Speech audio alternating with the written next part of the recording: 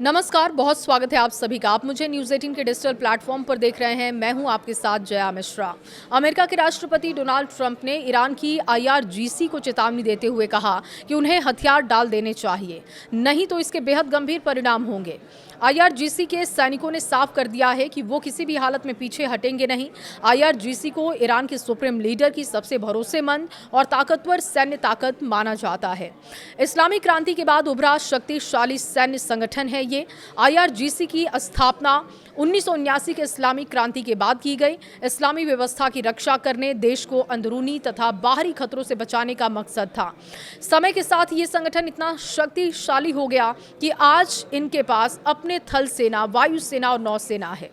विदेशों में गुप्त ऑपरेशन चलाने के लिए इसकी अलग यूनिट भी काम करती है। IRGC का इतिहास ईरान की राजनीतिक उथल पुथल से जुड़ा है।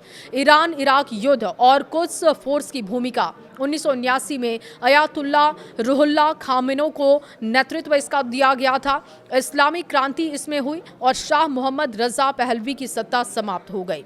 उस समय सेना के भीतर बगावत की आशंका को देखते हुए IRGC का गठन किया गया। देखिए, साल 1980 से लेकर 1988 तक चले ईरान इराक युद्ध में IRGC ने अहम भूमिका भी निभाई। विदेशी ऑपरेशन के लिए इसकी विशेष यूनिट कुद्स फोर्स तैयार की गई, जो कि ईरान के बाहर खुफिया और सैन्य मिशन को संचालित करती है। IRGC की ताकत और रणनीतिक प्रभाव, अब आपको इसके बारे में भी जानकारी देते हैं। देखिए, IRGC की कई शाखाएं हैं। ग्राउंड फोर्स है, एयर स्पेस फोर्स है, नेवी इंटेलिजेंस और बाजिस फोर्स भी है। IRGC के पास करीब 2.5 लाख प्रशिक्षित सैनिक हैं। गौर करने वाली बात यह है कि ये संगठन ईरान और बैलिस्टिक मिसाइल और परमाणु कार्यक्रम से भी जुड़ा माना जाता है और इसी वजह से आज IRGC सिर्फ एक सैन्य बल नहीं, बल्कि ईरान की सत्ता संरचना का सबसे शक्तिशाली स्तंभ माना जाता है। इस जंग में हिजबुल्लाह, हुती और शिया मिलिशिया जैसे संगठन भी उतर आए हैं। ये संगठन लगातार इजरायल और अमेरिकी एयरबेसों पर हमले कर रहा है, लेकिन यूरोपीय और अरब देशों के मुकाबले ईरान समेत ये संगठन काफ़ी कमज़ोर माने जा रहे हैं।